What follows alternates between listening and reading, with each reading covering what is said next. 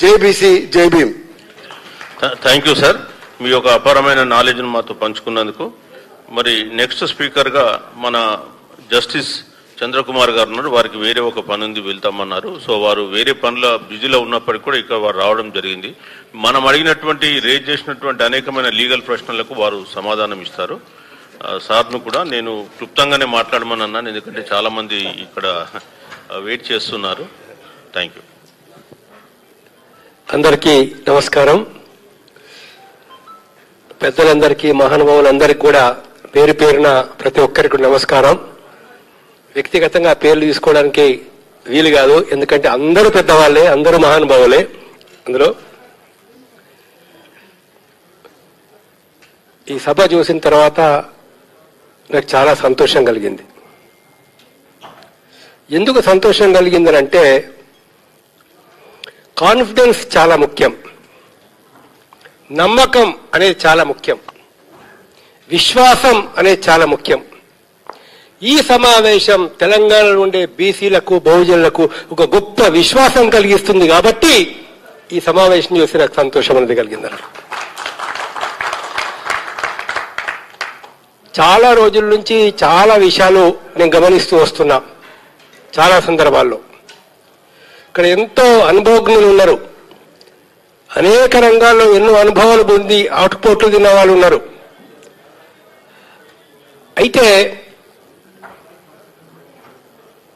ముందుకు పోకపోవడానికి నాకు గత 20 సంవత్సరాల నుంచి చరిత్రను కనుక 20 సంవత్సరాల చరిత్రను నిశ్చితంగా పరిశీలించిన తర్వాత నేను తెలుసుకున్న విషయం ఏంటంటే, నాయకులకు ఏ గుండె ధైర్యం అయితే ఉండాలో ఆ గుండె ధైర్యం లేకపోవడమే ఒక ప్రధాన కారణం అని చెప్పేసి అనుకున్నాను. ఆ ధైర్యం ఎప్పుడైనా కావచ్చు, గతంలో, గత చరిత్రలో. నేను గత చరిత్ర లోపలికి ఓదలుచుకోలే, వ్యక్తుల గురించి నేను మాట్లాడదలుచుకోలే. కానీ ఒకటి మటుకు స్పష్టం ఏంటంటే, టైంకు, అసలైన టైంలో ధైర్యంగా నిలబడలేకపోవడం అనేటువంటి ప్రధాన కారణం.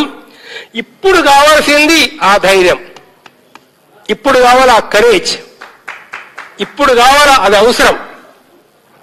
ధైర్యంగా కనుక మీరు నిలబడితే ఒక్కటి మట్టుకు వాస్తవం అండి, ధైర్య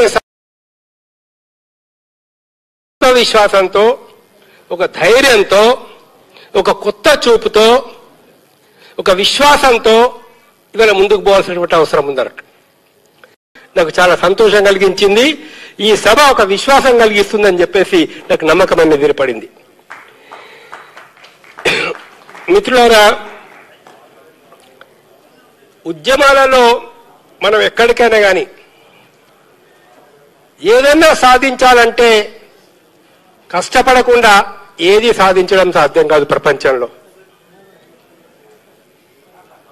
పోయి కింద మంట పెట్టకుండా బియ్యం ఎప్పుడు ఉడకది. అది అంబేద్కర్ కావచ్చు, పెరియార్ రామస్వామి కావచ్చు, చాకలి అయలమ్మ కావచ్చు, దొడ్డి కొమరయ్య కావచ్చు, ఎవరైనా కావచ్చు. ఇవాళ బహుజన ఉద్యమాల లోపల కానీ ఎక్కడనే కానీ త్యాగాలు లేకుండా, కష్టపడకుండా, తెలంగాణ ఉద్యమం కావచ్చు, శ్రీకాంతాచారి కావచ్చు, యాదవ్ కావచ్చు, మన ప్రొఫెసర్స్ కావచ్చు, త్యాగాలు లేకుండా, కష్టం లేకుండా ఊరికే ఏది సాధ్యం కాదు. ధైర్యం కావాలా, రెండోది త్యాగాలు అనేది చాలా అవసరం అన్నట్లు. కాబట్టి మిత్రులారా, ఈ విషయాన్ని నేను ఇంతటితో అనుకుంటూ ఒకే ఒక మనవి, ఒకే ఒక రిక్వెస్ట్ ఏంటంటే, ప్రేమించండి, మన వాళ్ళని ప్రేమించండి, నమ్మండి.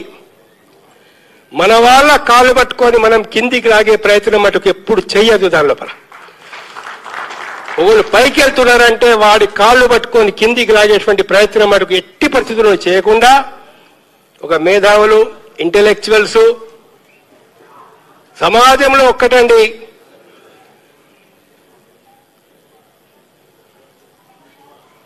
మంచి వాళ్ళ యొక్క సలహా తీసుకున్నప్పుడు, గుడ్ డెసిషన్స్, గుడ్ సలహాలు తీసుకున్నప్పుడు దశరథ మహారాజు కావచ్చు బాగుపడ్డాడు.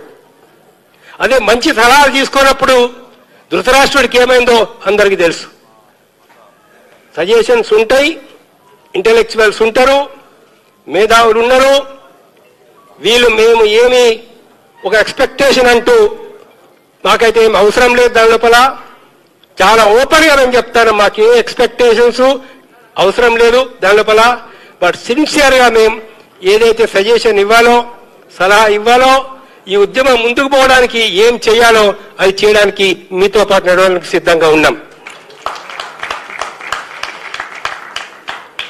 ఇంకా ఒక్క 2 నిమిషాలు నేను కొంచెం చెప్పేసి సబ్జెక్టులోకి వస్తున్నాను.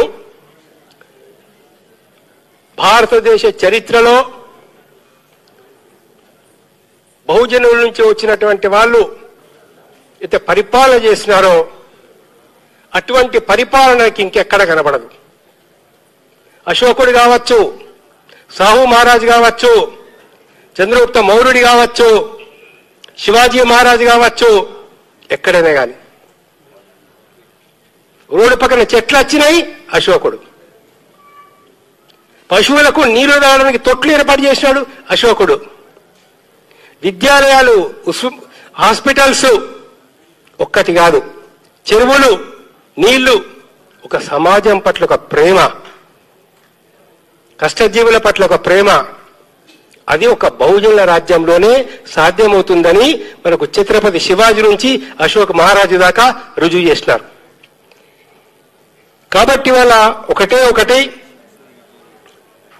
సమాజంలో వివక్షత లేనటువంటి సమాజం, అందరూ ఒకటే, అందరూ కూడా మోక్షానికి అర్హులే. ఒక్కళ్ళే మోక్షానికి అర్హులు కాదు, ప్రతి ఒక్కరు మోక్షానికి అర్హులే అని ప్రపంచానికి చాటి చెప్పినటువంటి గౌతమ బుద్ధుడైతుందో ఇవాళ ప్రభావం ప్రపంచం మొత్తం మీద ఎంత ఉంది మీ అందరికి తెలుసు.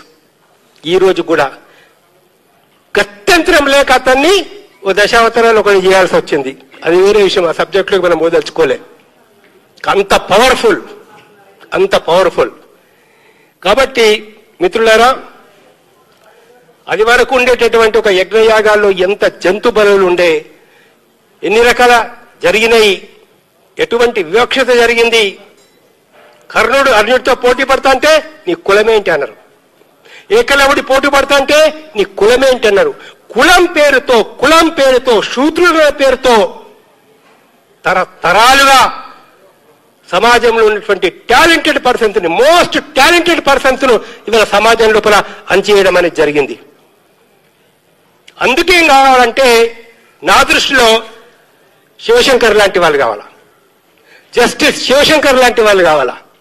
ఒక ఛాలెంజ్, ఆయన పేరు టాప్ లో ఉండే, ఏజ్ తక్కువ ఉంది, ఇటువంటి వ్యక్తి టాప్ లో పేరుంటే సుప్రీంకోర్టు చీఫ్ జస్టిస్ అవుతాడు. కాబట్టి ఒక కుట్రలు, అడుగడుగున కుట్రలు, అతని పేరు కిందికి తీసుకొస్తే దాన్ని ఒక ఛాలెంజ్ గా తీసుకున్నాడు శివశంకర్ గారు.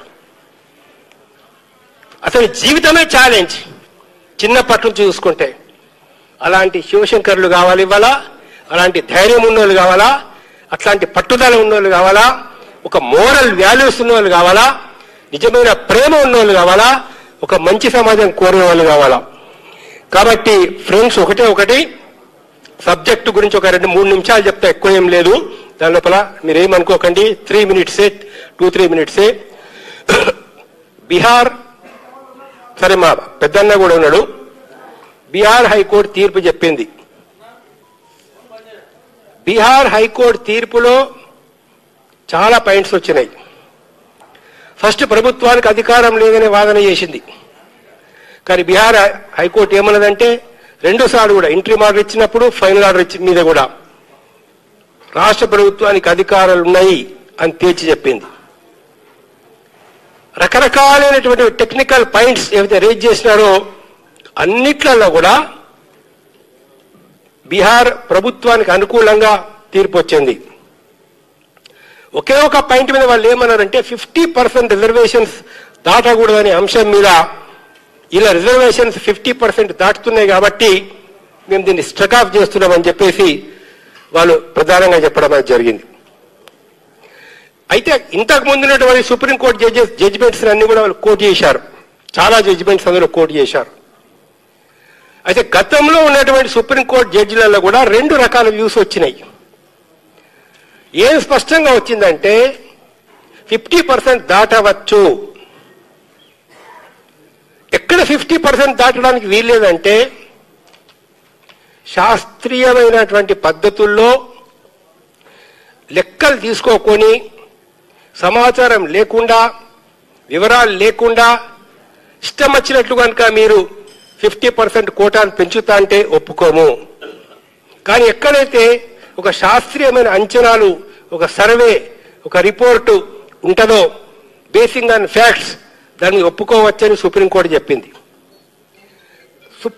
బీహార్ హైకోర్టు ఈ యొక్క పాయింట్ని మట్టుకు చాలా తెలివిగా ఈ యొక్క పాయింట్ గురించినటువంటి డిస్కషన్ను పక్కన పెట్టడం అనేది జరిగింది. అంటే మాట్లాడారు కానీ దాన్ని చాలా తెలివిగా తప్పించేసే విధంగా జడ్జిమెంట్ రాయడం అనేది జరిగింది.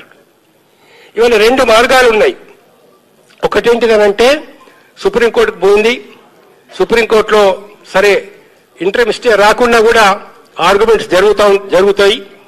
తప్పనిసరి సుప్రీంకోర్టులో బీహార్ గవర్నమెంట్ గెలుస్తుంది అని చెప్పేసి మేము భావిస్తున్నాం. ఖచ్చితంగా దానికి బేస్లు ఉన్నది, దానికి అవకాశాలు ఉన్నాయి. రెండవది, దీన్ని అధిగమించడానికి కూడా చక్కటి అవకాశాలు ఉన్నాయి. ఇప్పుడు తమిళనాడు గవర్నమెంట్ ఉంది. తమిళనాడు గవర్నమెంట్ 60% కంటే ఎక్కువ రిజర్వేషన్స్ ఇస్తా ఉన్నది. 65% వరకు కూడా 69%. అది ఎలా సాధ్యమైందనంటే రాజ్యాంగంలో 9th షెడ్యూల్ అనేది ఒకటి ఉంది.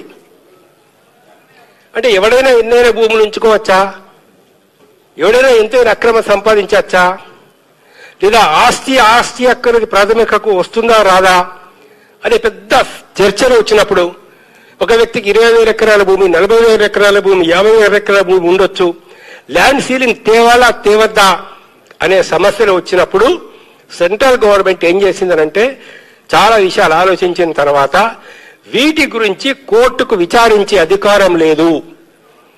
ఏ సబ్జెక్ట్ అయితే సమాజం యొక్క అభివృద్ధి కోసం, పేదవాళ్ళ అభివృద్ధి కోసం, పేదవాళ్ళ జీవన పరిస్థితులు బాగుపరచడానికి, ఒక్కొక్కరికి 5 ఎకరాల భూమి ఇవ్వడానికి, ఇంకేదో కారణాల వల్ల చేసే చట్టాలని ఏ కోర్టు కూడా విచారించడానికి వీల్లేదని చెప్పేసి చెప్పినటువంటి ఒక సబ్జెక్టే 9th షెడ్యూల్.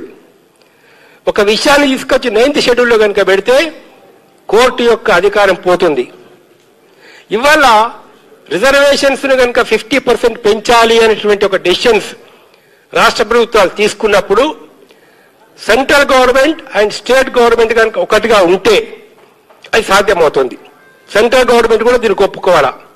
సెంట్రల్ గవర్నమెంట్ కనుక ఒప్పుకుంటే దాని రాజ్యాంగ షెడ్యూల్ లోపల మారుస్తుంది.